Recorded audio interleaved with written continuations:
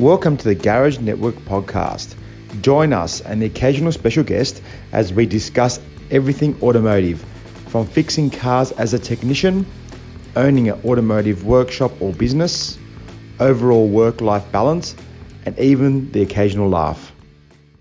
In this episode of TGN Torques, we were lucky enough to be joined by Stu Stanners. Stu is the general manager of Century Batteries and has been involved in the automotive industry for most of his career. We'll learn a little bit about his career path, also talk a little bit about business evolution, and then even get into battery technologies, where we are and where that technology is currently going. So we hope that you guys enjoy it. Should we probably start by potentially introducing yourself? Yeah. So, Stu, would you like to introduce yourself, or would Mike like to do it for you? Oh, it's up to you, Mike. I can. No, I can hear what we got. Today, our great guest is Stu Stanners, the General Manager of Century Batteries for Australia and New Zealand. Welcome. Thank you, mate. It's nice to be here. Thanks for inviting me. All right. Thank you for joining us. Thanks for joining us. Yeah, it's great. I think a lot of the guys watching this probably know your brand quite well. You've been around for quite a while, but potentially don't know yourself, the GM of Century, and you've been there for quite a while. So sort of we'd like to know a little bit more about you. Primarily, how long have you been with Century? Has it been a while? Yeah, coming up 19 years with Century. Last 8.5 years, GM of Australia and automotive and GM of New Zealand. Prior to that, my background is all automotive for 43 plus years. God, I'm sounding old. 43 plus years, I've been involved only in the automotive industry and predominantly in sales and marketing area. I am a Kiwi, born and bred in New Zealand, worked for Fram Filters in New Zealand doing sales and marketing. I went to Australia to help introduce Fram in Melbourne. 5.5 years I stayed there, and I had a little stint with a company called London Trading because I'm into motorcycles, and did sales and marketing for them in the wholesale area. I came back to New Zealand in 91. I was invited to buy shares into a company called APCO Auto Parts, which was a trade-orientated auto parts business. And we sold that in 1998 to Repco. And funnily enough, we'd bought it off Repco for $500,000. And we sold it back to them for $8 million. So that was good return.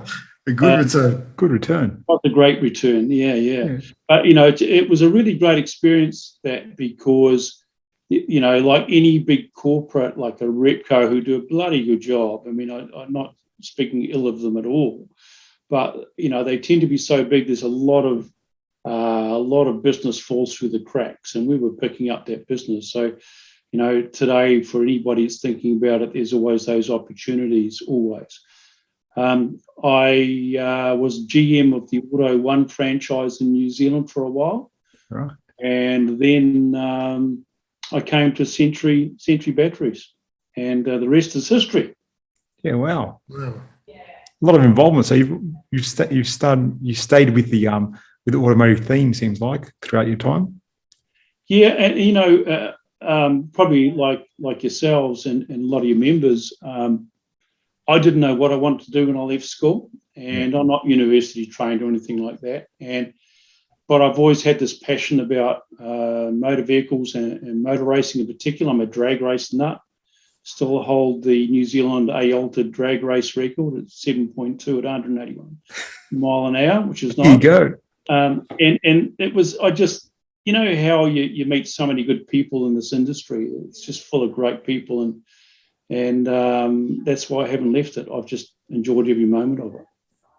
Yeah, I think it is the people that keeps a lot of us into it. You're probably right. A lot of us sort of come out of high school and think I will do this for a bit, but I think it's the people that keep us in it. I did it for a bit. I've been here for 30 years. I've been doing it for 30 years now. Yeah. Go. So you started when you were 3. Oh, yeah, thanks. You're welcome, mate. That's You're great. welcome. Yeah, that's great. That's really nice. Yeah, that'd be $50, mate. Yeah.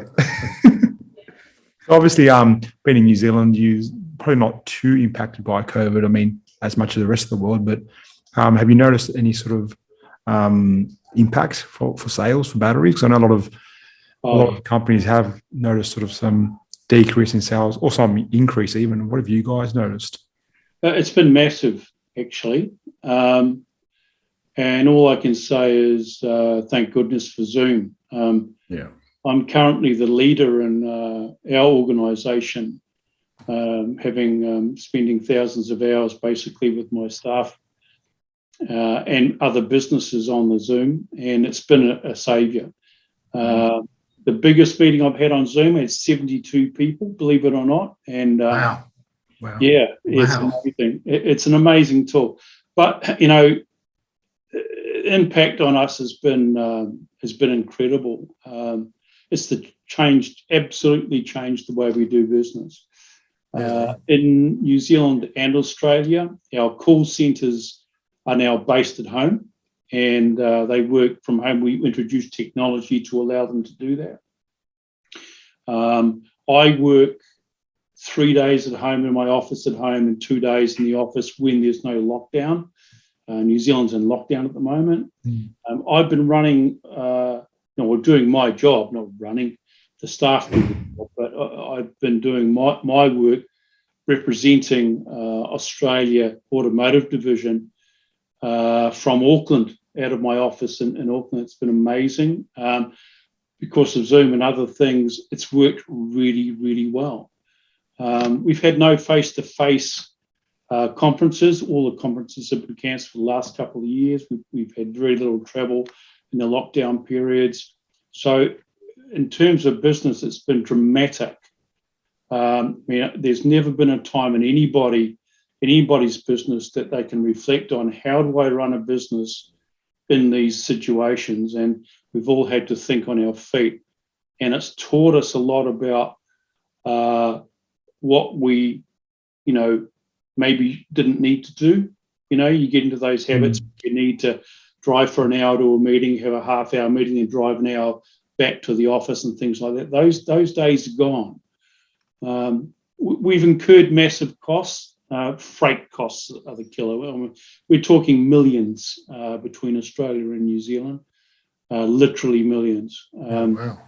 We haven't. We sort of offset that a little bit by the lack of travel, but nothing comes even close to what the freight costs are coming. But we've felt as a company, and I can tell you this is not a sales pitch, this is a fact, is that we made the decision, two big decisions when we first went into lockdown in Australia and New Zealand, was we must retain all of our staff under any circumstance.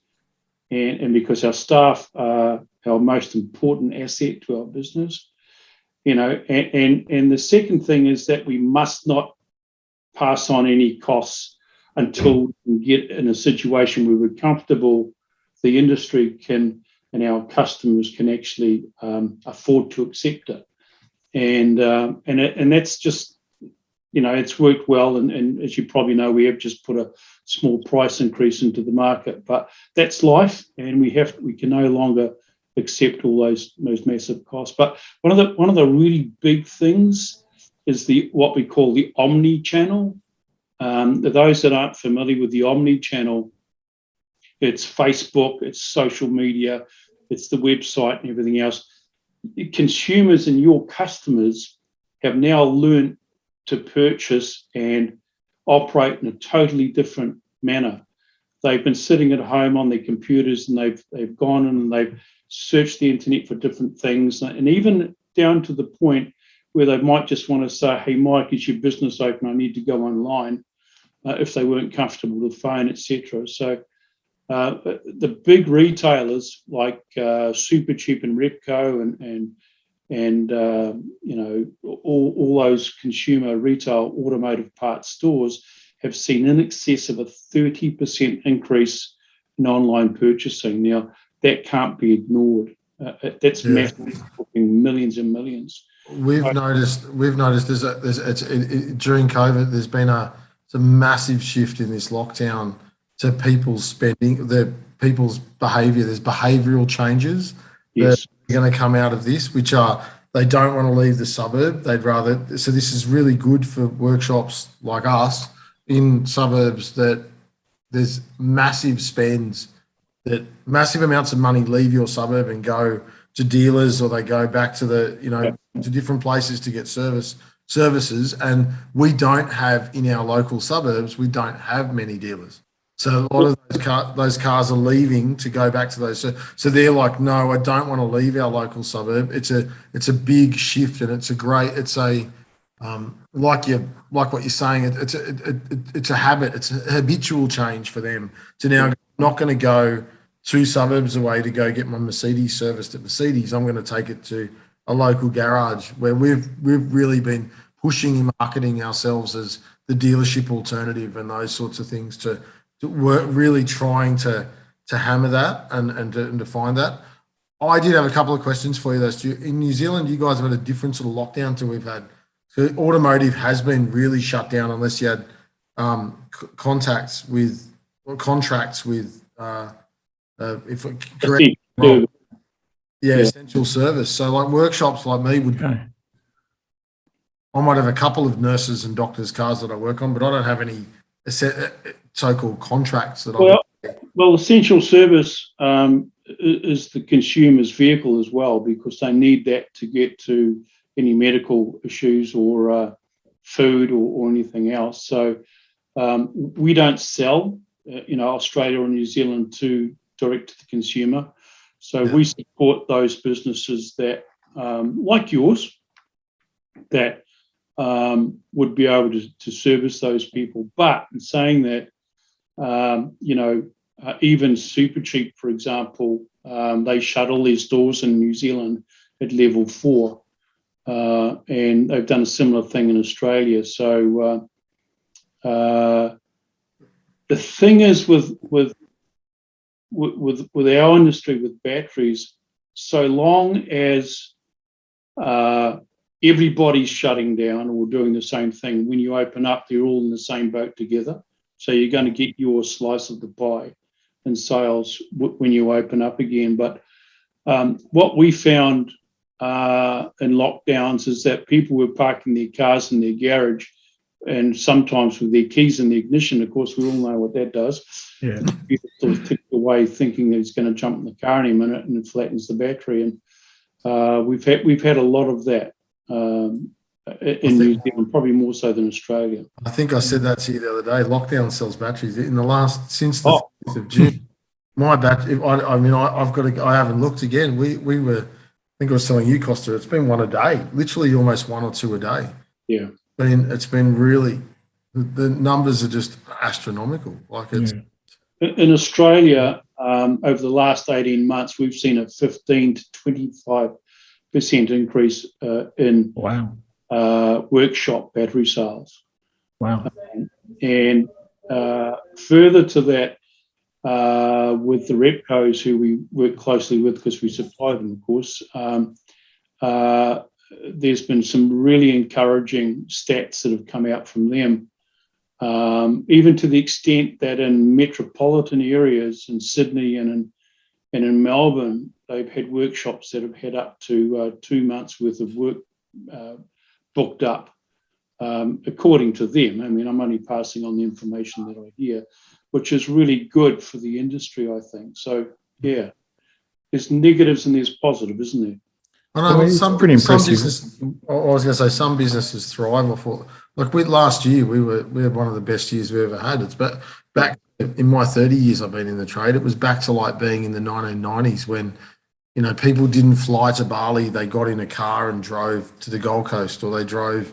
It was people didn't have as much money. I would say there were different economic circumstances around that, but everyone went on a road trip. So the lead up to Christmas and the lead up to Easter were our 2 busiest times of the year when I was an apprentice. You could just see it we're flat out, and then it tapered off after that, and you enjoyed, and you knew that work was coming back. But over time, over the 30 years, that it just sort of petered out to general work across the whole year, So well, the thing is that what our statistics and surveying shows is that because of staycations, people are buying motorbikes, they're buying boats, you know, if you ordered a boat like whatever boat today, you're probably going to wait 6 to 12 months before you can actually get it.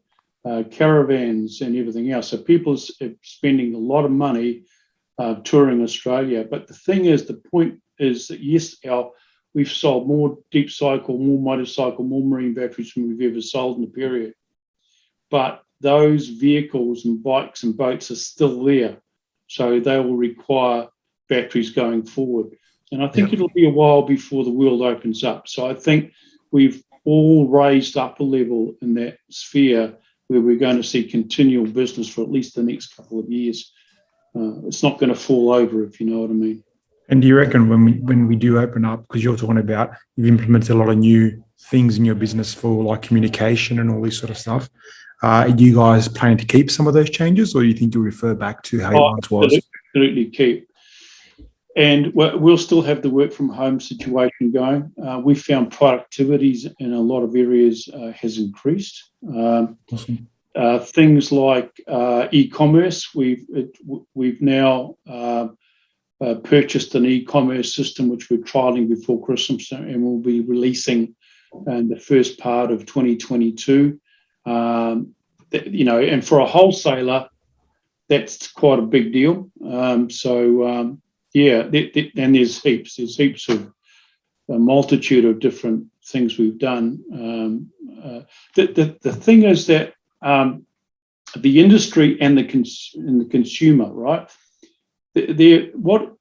In trade and wholesale, there was always a thing called when you purchase, it was just in time. Just as you're running out of a stock of something, your new order of stock would come in and replenish it.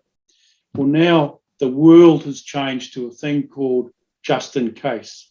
And it's because of the freight issues and everything else, and the consumer demand that says, well, just in case there's when we come out of lockdown, we're going to see a massive increase, I'm going to put more stock in. And that's changed the way people purchase, even, particularly from a business perspective. So does that mean you ramped up production up at Carroll Park? You just we never made so many batteries, mate. Yeah. So what's that? Yeah. You've never made so many batteries. Yeah. I mean, that then sort of leads me to the next thing. So obviously it seems like sales are up. So have you guys had any sort of supply chain issues? Because I know a lot of the guys on the network do complain about, in general, automotive parts, having supply chain issues. And I think last year at some point, there was almost some suppliers weren't even stocking many other manufacturers' batteries and stuff as well. Yeah, off the back of that, I was going to. There's heaps of people asking us about who makes batteries in Australia, and I was like, that is a common question, actually. Yeah, you're right. And last year it was insane. It was, I can't get batteries. My supplier can't supply stock. Where do I get Century batteries? And it's like, well, you got to ring them up and get an account. We've embarked on an Australian-made program because it's quite scary how many people don't realise we make batteries in Brisbane. But absolutely, we've had massive issues. But all I can say is thank goodness for the factory. The factory, we invested $7 million a couple of years ago, or 18 months ago, in a new plate making machine to speed up, the manufacture of batteries, and it's paid dividends. We didn't know then that COVID was going to be, create the mess that it has. But we've actually overstocked ourselves as well. We were the same as everybody else. What happened was, and it wasn't just with batteries, anybody that makes anything makes things, and we'll talk about us, right? We can make 1.2 million batteries in our factory. We import another 1.2 to 1.4 batteries a year.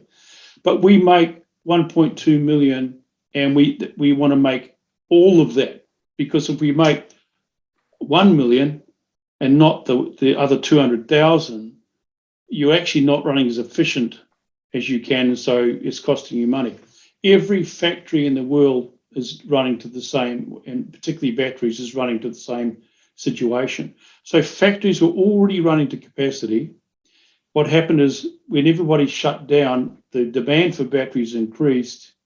They couldn't make any more batteries, and then to add insult to injury, the freighting companies couldn't keep up with the demand of supplying goods, and of course there was up to 7 or 2 months a wait to get your product. So everybody was in that situation, but our factories really got us out of that dire situation, to the extent now we're actually well overstocked. So yeah, we'll have some issues with some imported batteries, but not many. We're in a very good situation. Can I just get that right, Stuart? So for those that don't know, Carroll Park up in Brisbane is where they manufacture all their. It's an enormous factory. One day, when we get Auto Care, I had plans with the Brisbane Auto Care AAA show to come down and do a tour of the factory. I think I'd organised that with Sean O'Brien. Yep. And we were going to do a garage network. We're going to walk around with the camera just to show the guys what it was like. But most of there's not much. Everything is supplied from Australia. There's not much to import. Build a battery, is there? Well, the thing is that we don't make all batteries, and you've got, EFB and all sorts of other type of battery technology that we have to bring in as well. We make the batteries. We make predominantly, more than half the batteries that we sell. But what you find in a consumer situation, for example, like your business, almost all of the batteries will be made in our factory in Brisbane. Yes. All these ones are all yellow and blue, yeah. Yes. Yeah. And some black. Yes. Yeah, because obviously you guys always supply other industry as well, right? It's not just automotive. Well, we've got 3 divisions. We've got Motive Power, which is the fork truck division, and we've got Standby, which or Power Systems as they're called now. We do backup systems for Telstra and the mines and airports and things like that. So yeah, we've got to import all of those batteries actually. Yeah. Yeah, right. Makes sense. One day we'll get a tour of Carroll Park. Yeah, you'll like it, mate. It's worth a trip, I must say. It's worth a visit. That's right. Now, where do you think this? You're talking about some new technologies. Where do you think it's heading? Because obviously now we know. We've had our recent run of battery management training not too long ago, and even someone who I believe stays abreast of a lot of the new sort of technologies, I'll be blown away by how much it is changing. Smart charging, and all these different stuff that's going on with these cars now. Where are you seeing that translating into battery technology? Yeah, well, I think we can put the members. We can put it, make them comfortable in the fact that for the next 5 to 10 years, lead acid batteries will be number one, the predominant battery by far. 2030, the European Manufacturers Association said that at 2030 they'll no longer make lead acid batteries. That'll be lithium or some other technology that they've found by then. It was actually going to be sooner. It was going to be 2025, but the development of what we call SLI, starting light ignition batteries, hasn't developed quick enough for them to be able to economically introduce them or make a legislation that's all you can fit. In terms of sizes, the D23 size, which is your common 55D 23L sort of thing, will be the most prominent battery. But within that, you'll find DINs. DIN is now going to be, the DIN battery is going to be, without doubt, the biggest selling battery. Even Japan now have gone to the DIN batteries. And EFB, enhanced flooded batteries, are increasing massively. Interestingly enough, AGM was going to be the world's savior in a lot of batteries, but it's actually it's not quite where they thought it was going to be. The reason being cost, because with the hybrid batteries, the auxiliary battery and other areas, they want to make the vehicle as cheap as possible, because the cold hard facts are lithium costs a lot of money. And even in a hybrid over a true EV battery, the cost is massive. But we're seeing massive declines in like NS40 batteries, and the very smaller batteries are on their way out. But stop-start's going to be, grow. It's going to hit a point after about 3 to 4 years and tip over, and you're going to see hybrid vehicles take over. And you'll see auxiliary batteries, even in EVs, will be lead acid battery for quite some time to come. Like in a motorbike size, you're doing there in an EV, or like a smaller lead acid in a hybrid? They're reasonably small, NS60 style auxiliary battery. But they're not flash. They're not super sophisticated. Like some of our EFB batteries now, our own ones. Remember, we supply original equipment in Japan a lot, and they'll have lithium ion in them already, and carbon and things like that. Lithium ion in a lead acid battery. The whole idea is it speeds up the charging process. And you mentioned the charging systems, and they're so sophisticated today that you've got to actually put like-for-like battery back in the vehicle that'll burn out. And you've also got to make sure that they're close to or meet original equipment. So you'll always find with us that we'll sell like an EFB for a idle stop-start type configuration. Will be two choices. It'll be an OEM, which is the original one for the vehicle, or it'll be a cheaper aftermarket. Like say Q85 and the Q85 MF? Yes. Yeah. That's exactly right. Yeah. Yeah. Okay. Yeah. Yeah, the Q85 has 40 months warranty. That's the original equipment battery. And it's about $100 dearer than an MF. I think that's just off the top of my head. But yeah. That's right. And that's what it come out with. That is the original battery. And it's sort of like you got to get your head around where the industry's going. You will find as we go down the road that you will have to supply more and more OEM batteries. I don't know if you realise this, but Volkswagen, for example, are now producing vehicles that you have to put a pin into the vehicle to change the battery or it goes into limp mode. And the only way you can get that PIN number is to get it from the original Volkswagen from OEM.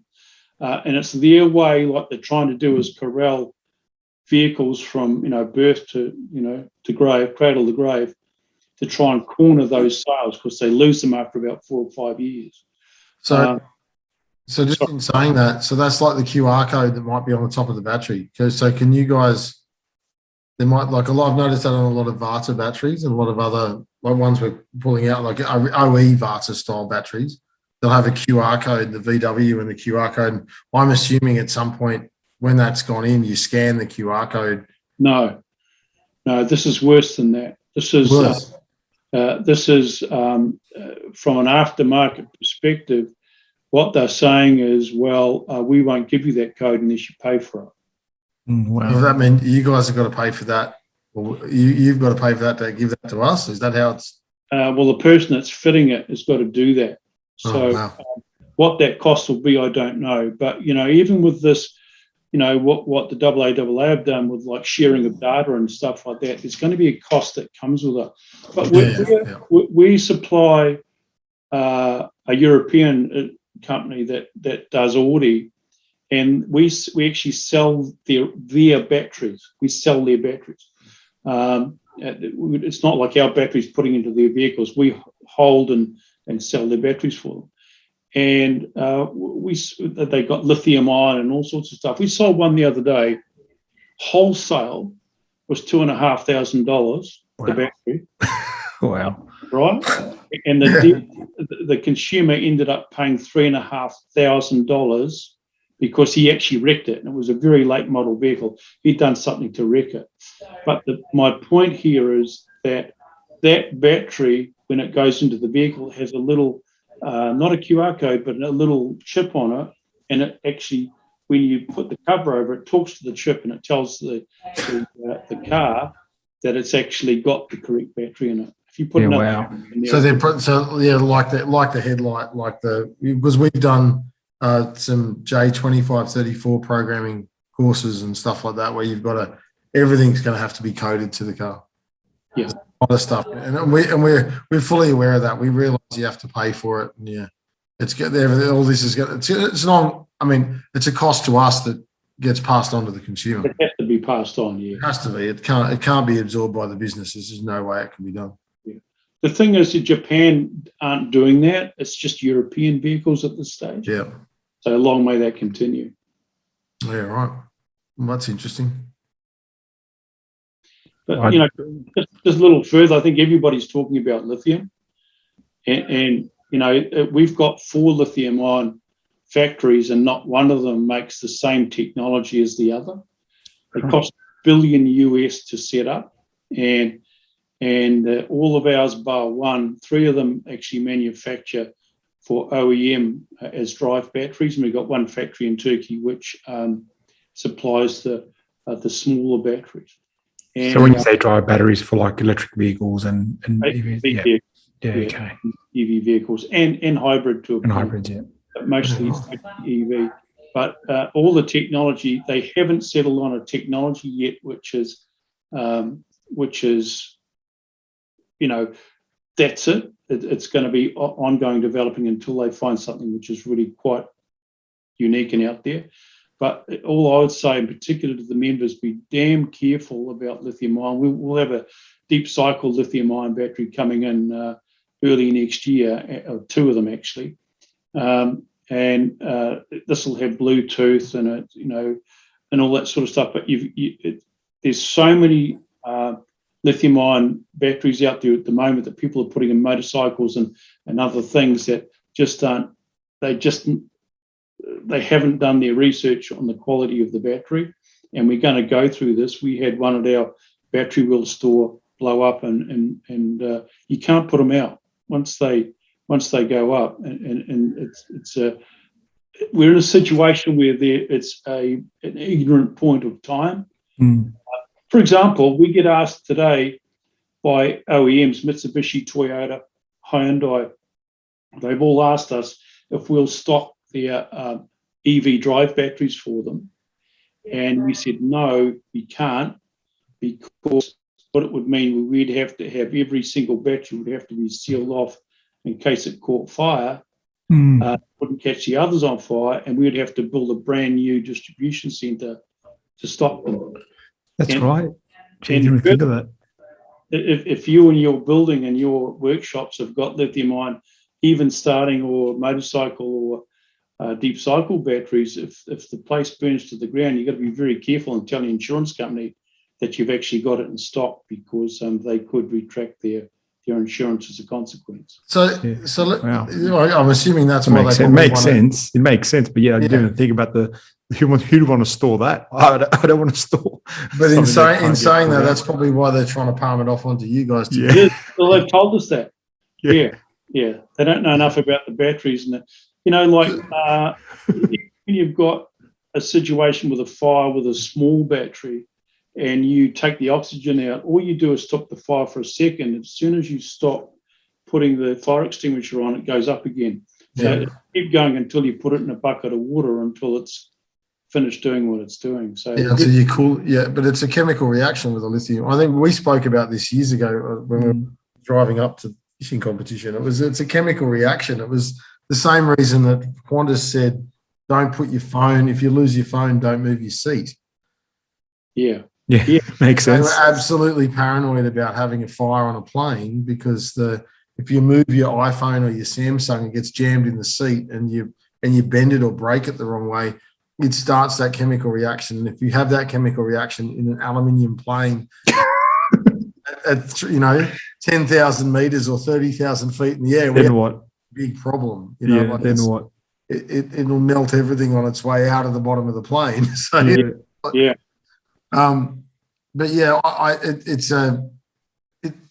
in saying all of that, I'm really interested to hear that you guys are manufacturing those batteries in all different ways.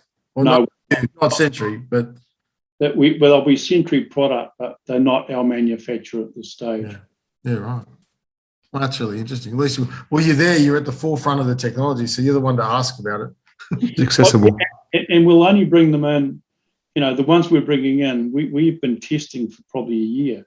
So they've got all the safety requirements. Yeah, because I've been seeing a lot of 4-wheel drives come in that they've put lithium batteries in the back for aftermarket accessories and those sorts of things, powering those up. But I certainly wouldn't be. I've noticed that some of the companies that are out there have been pulling back on. They had the companies that manufacture dual battery charging kits have been selling out their lithium dual battery charging kits very, very cheap. Like they're a discontinued model. I'm not going to mention names of. No, let's not. But they discontinued their lithium range to basically go back to. I mean, my recommendation, if I'm fitting any dual battery kit, I'm fitting a Century, like a AGM, a deep cycle AGM, is a far better option because we know that I know you're going to get 3 days out of that. That'll run your fridge for 3 days or 2 days, whatever we've calculated it out at. I haven't been a fan of fitting new technology like lithium batteries, especially as starting batteries. How do they control the heat going back into them from the alternator? You get thermal runaway, and that's the thing. The vehicle was never designed to have it. Yeah. And the motorcycle was never designed to have it. And you've got to have, for these batteries we bring in, for example, we've got chargers associated with them and testers. Because you don't, it's things like this that people don't understand.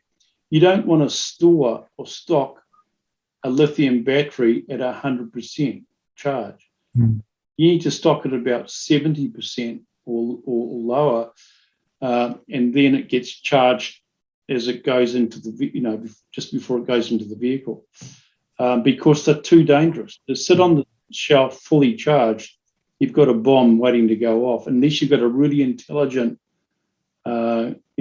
set up on the top of the battery with the, battery monitoring system. Yeah, right. So that's the same. Would be no different if it was 100% charged in a car, would it? Well, it's a totally different regime because you've got draw. And the other thing would be is that you never want to put a lithium ion underneath the bonnet of a car. It sounds stupid, but if you get an SLI lithium ion battery, until the technology gets sorted out, even the ones we make in Turkey, like for BMW, etc., they're okay. They might sound weird, but they're under a seat or in the boot. But you'll never find under the bonnet because it gets too hot. Get thermal runaway. Makes sense. Big trouble. So now it makes sense why they put them in those spots. Never really knew. I just thought they were trying to make it hard for us. Well, no, because going back to our Bosch, we ran Bosch hybrid training here for Garage Network members. But going back to our Bosch stuff, that's why there's the fan. That's why there's it's all about temperature control. The filter that blocks up in the Orions at the back in the seat. There's a little fan that cools the battery down, and there's a little paper filter in front of it that filters.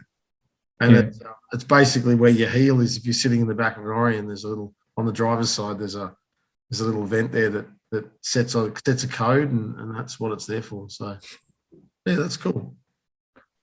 That's super interesting. There we go. I learned something today. That's cool. Yeah. Well, I'm learning something every day. There you go. Yeah. So, awesome. do you want to tell the guys a bit about AEC? Should we have a bit of a chat about that? Is that sure. It's something we started. It's called Auto Electrical Club. It's for the auto sparkies or auto electrical mechanical businesses. We have a very successful equivalent in New Zealand, and we thought we'd introduce something similar to Australia. Now, the reason we do this is no membership fee or anything like that, but there's standards. You've got to be an auto sparky, blah blah blah. But the whole idea behind it was that we got very disappointed with the training that was given about our batteries in all of the training institutions. So we're just so out of date. We now supply the training to almost all of the universities and training institutions. And if we don't, we are invited to oversee it. It was just so out of date, wasn't fair to the apprentices, and there was so much ignorance, and that was what got us into it. But the other thing was that we found that the auto electrical industry doesn't have a voice, and it gets consumed behind all sorts of other things, and it's becoming more and more prominent in diagnoses and things like that.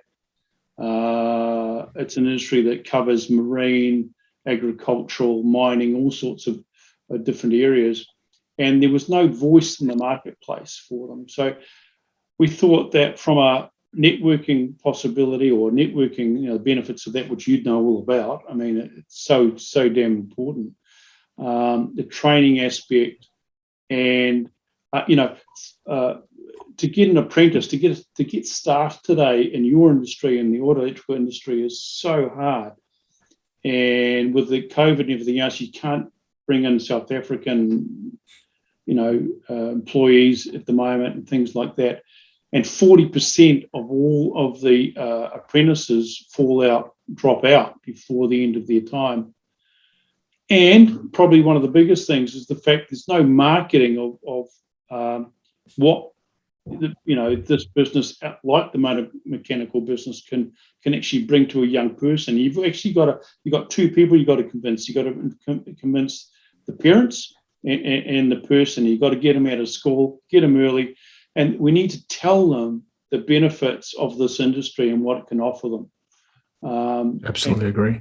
So that's how we introduced it. Yeah. The AEC thing was fantastic. It was a no-brainer for me because I knew about Club UASA, it's Club UASA, isn't it? It is. Yeah. Yeah, the New Zealand version is Club UASA, and I knew about that from my travels over there, fishing with you, Stu, and meeting all those guys. It was a no-brainer for me. As soon as I got an opportunity, I was like, no, I'm in this. I got to be. It was. Unfortunately, we haven't been able to have our conference. They have an annual conference. Yeah. We've had to keep delaying and putting off, which was. Yeah, we just put this year's one off till next year. It's a damn shame because, you know what it's like when you get like-minded people together. The power is amazing. Yep. You learn so much from it. Yeah, and it's different. Like you just realise there's so many differences in different parts of the country and in different.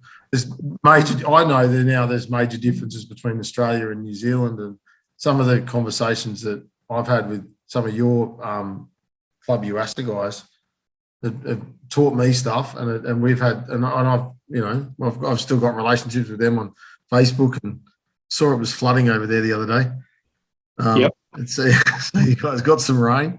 It's been really, really good. It's great. It's just good networking. It's good to be able to communicate with people and understand what the differences are in different. It's super important, I think. The whole networking side is super important going forward. Another thing I think is that you've got to give a forum to get the voice out there. You've got to, they've got to contribute to it. And through our, Club UASA experience in New Zealand, you get an understanding of the feel of the market and what it's lacking, and then you have a mandate, and you can recognise those things that are the most important for the industry, and to try and lobby, whether it be government or whatever it might be, to assist in getting those things fixed. It's very important. Otherwise, you're just floating around hoping somebody else does something. Yeah, hopefully someone else fixes all my problems for me. Exactly. But I honestly, I think that's been the motor industry's attitude in Australia for a time. Someone else is going to come along and fix that problem for them. Yeah. It's just, it's not my problem. It's not really my problem. And collectively, we have such a strong voice. We are and I guess that came out, a lot of that was we could see out of getting our right to repair legislation, which hopefully will have a knock-on effect to some of your guys in New Zealand. I don't know, obviously we've got this great legislation now that's we're going to get access to a lot of information. Yes, it's going to cost us money, but it's going to mean that it's future-proofing my business And I can tell you, it future-proofs my business to be able to fit those sorts of batteries and access that code, like we were talking about earlier. Yeah. Prior to this, it would have locked me out of selling them a battery. Totally agree, and it would have done.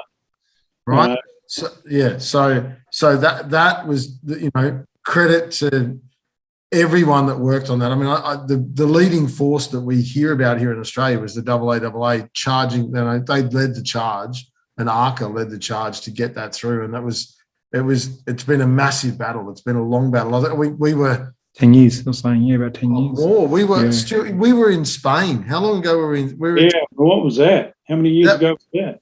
We were at a Capricorn drinks night. Hang on, and it was the government announced that they were going to back it, and and we all went. We were at a Capricorn thing.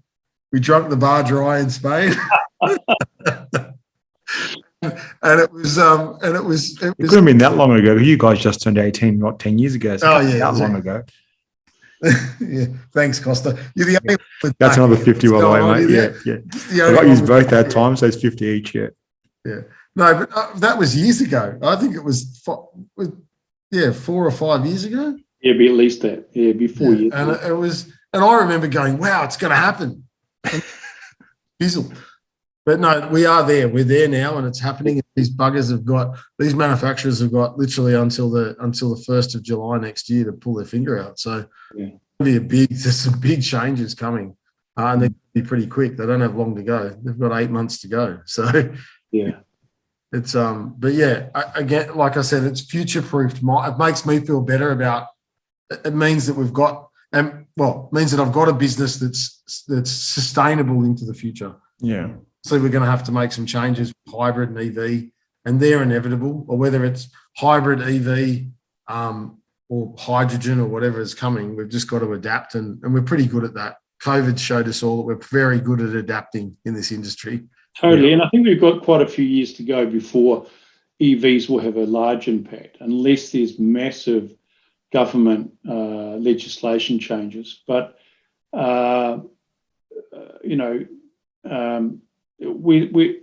if you look around those that supply your industry with brake pads and all the rest of the gear and filters and stuff, they're telling us that they're not even spending any money on EVs or even thinking about it for the moment. It's in the 7-year plan.